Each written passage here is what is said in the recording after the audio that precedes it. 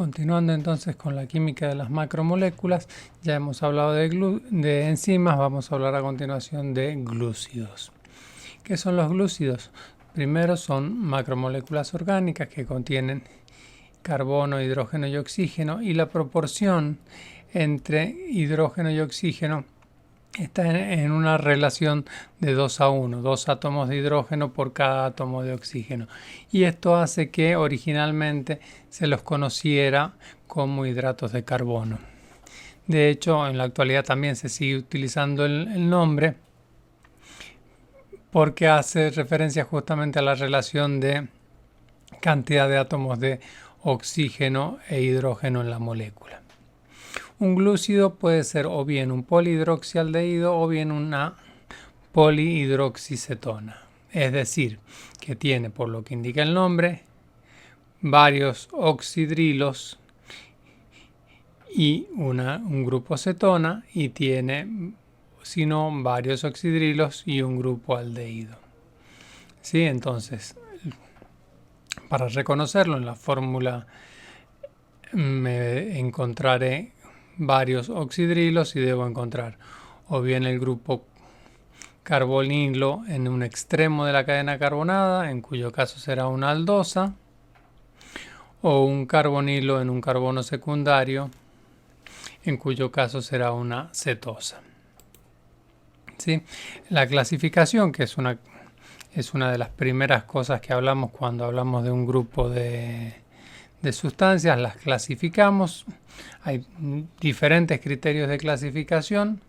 Una de las posibilidades es clasificarlas en aldosas o cetosas según en qué manera se encuentre el carbonilo. Si el carbonilo está en un extremo será una aldosa, y también la podemos clasificar según el número de átomos de carbono en triosas, pentosas, hexosas, dependiendo la cantidad de átomos de carbono. De la misma manera, aquí en este caso tenemos triosa, pentosa, hexosa, pero también son cetosa, cetosa, cetosa. ¿Sí? Según la complejidad también la podemos clasificar o bien en monosacáridos o bien en óxidos. Un monosacárido es únicamente una sola molécula del glúcido, la cual no puede ser hidrolizable. En tanto que un óxido va a ser de 2 a 9 monosacáridos unidos entre sí por algún tipo de enlace. Si es de 2 a 9 se van a denominar oligosacáridos, de 10 a 1000 serán polisacáridos, y a su vez podremos tener homopolisacáridos, heteropolisacáridos y también heterócidos. Una característica que tienen los monosacáridos es que en general cuando están en disolución acuosa no se encuentran en la forma lineal que normalmente uno ve la molécula, sino que se produce una reacción entre el carbonilo del grupo acetal con un oxidrilo de un átomo de carbono relativamente alejado, lo que genera un ciclo. En este ciclo podemos distinguir que inicialmente quedaría como un plano que separa y que quedan cosas por encima de este plano y cosas por debajo de este plano. ¿Sí?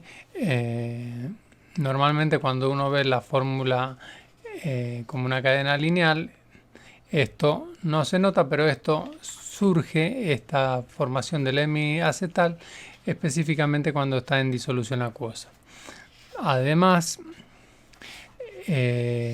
aquí vemos tanto en la glucosa como en la galactosa se ha remarcado un carbono. Este es un carbono asimétrico que inicialmente uno dice, bueno, ¿cuál es la diferencia entre que un oxidrilo esté de un lado o del otro de la cadena carbonada? En realidad lo tenemos que pensar a un nivel espacial, y en este caso ya no es a la derecha o a la izquierda, sino que es arriba o abajo, y es del mismo lado o del lado diferente que un grupo metilo. Entonces esto me va a dar un comportamiento de la molécula diferente, ¿sí?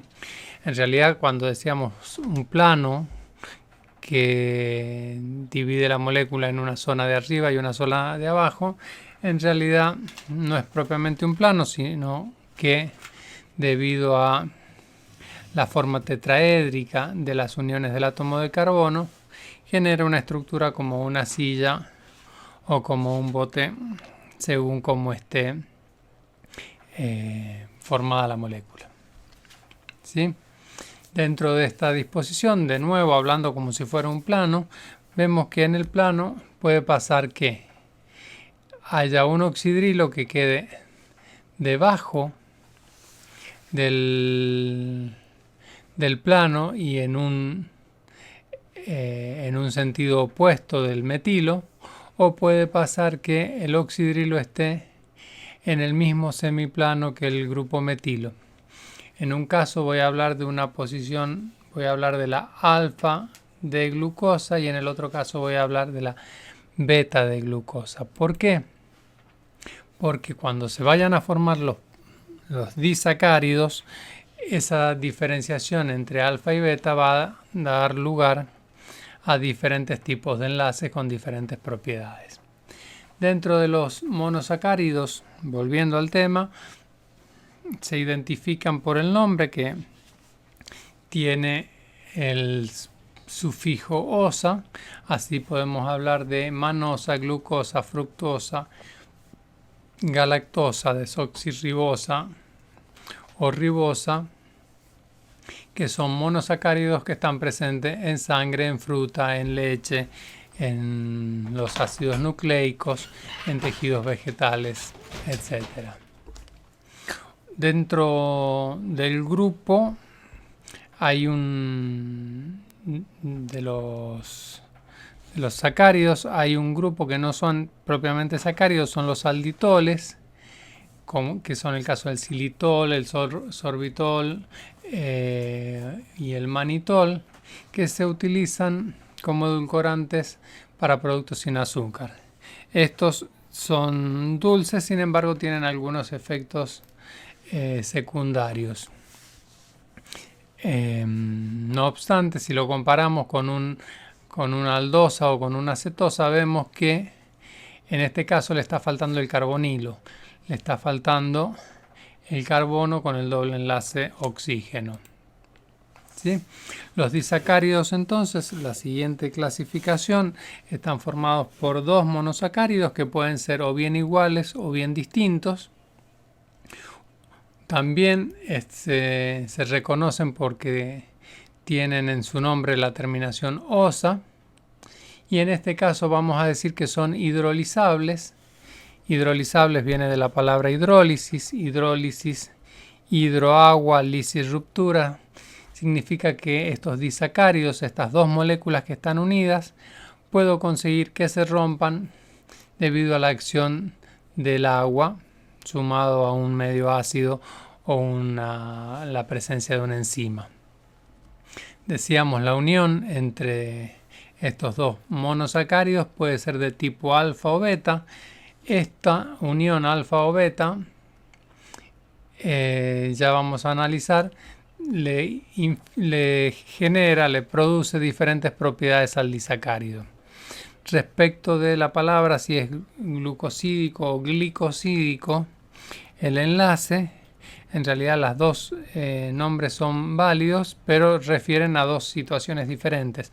El enlace glucosídico es aquel que se da entre monómeros de glucosa solamente, en tanto que el enlace glicosídico se da entre glucosa y un glúcido diferente, fructosa u otro, ¿sí? La diferenciación entre los enlaces alfa y beta, como veíamos hace un rato, podía pasar que el oxidrilo estuviera del mismo lado del plano que el grupo metilo o que estuviera en un lado opuesto. Cuando la unión se da entre un carbono 1 y 4 de tipo alfa, en ese caso vamos a hablar justamente de, ahí vamos a hablar de una unión alfa, que es lo que estábamos mencionando hace un rato. En tanto que cuando el oxidrilo y el metilo el metanol están en el mismo semiplano, la unión entre el carbono 1 y el 4 va a ser una unión beta, va a ser una unión un poquito espacialmente un poquito más complicada. ¿Cuál es la diferencia? Y que en general, por ejemplo, en la maltosa tenemos un enlace alfa, en tanto que en la lactosa un enlace beta, en la sacarosa tenemos un enlace alfa y en la celobiosa un enlace beta. En general los enlaces alfa son fácilmente hidrolizables, por lo que se consideran son fuentes de energía, dado que fácilmente se pueden convertir en un monosacárido y con este luego liberar energía por combustión. Los enlaces betas, en cambio, son más difíciles de hidrolizar y en general presentan funciones estructurales. Los polisacáridos entonces van a ser cadenas de monosacáridos unidos por enlaces glucosídicos o glicosídicos. Estas cadenas pueden ser totalmente lineales o tener ciertas ramificaciones.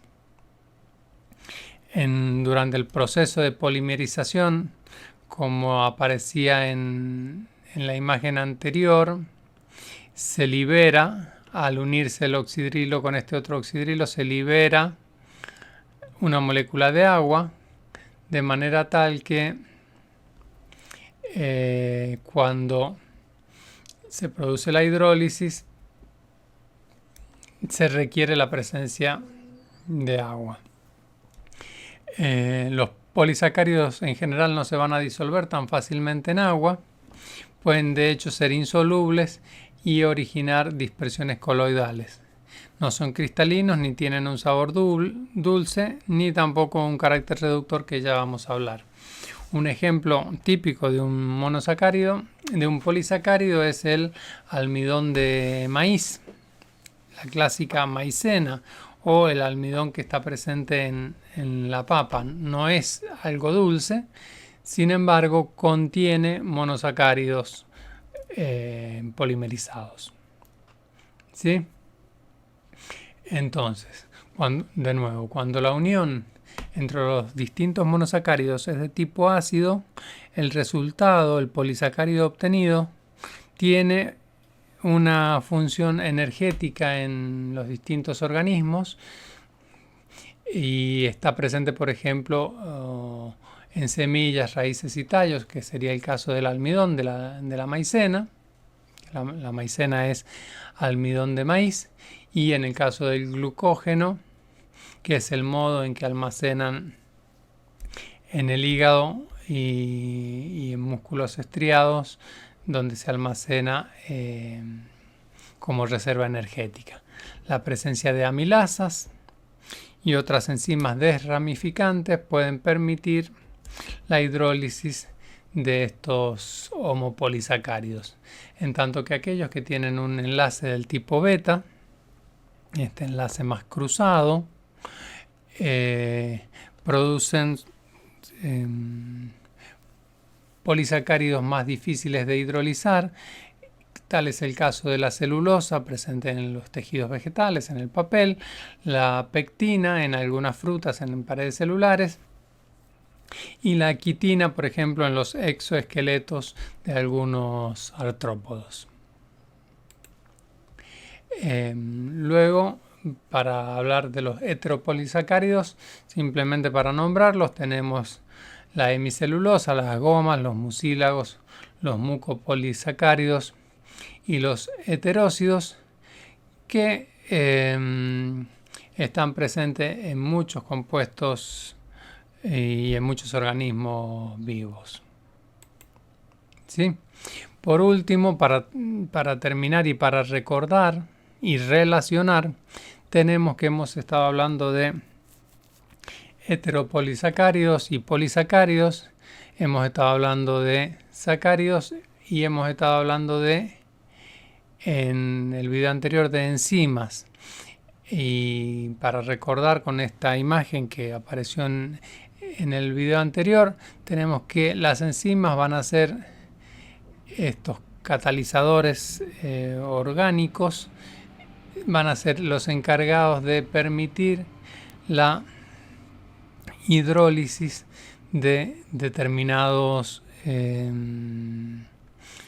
sacáridos, homopolisacáridos o polisacáridos, y esta reacción es fundamental para el desarrollo de ciertas actividades de tipo industriales. Con esto entonces damos por terminado el tema de glúcidos.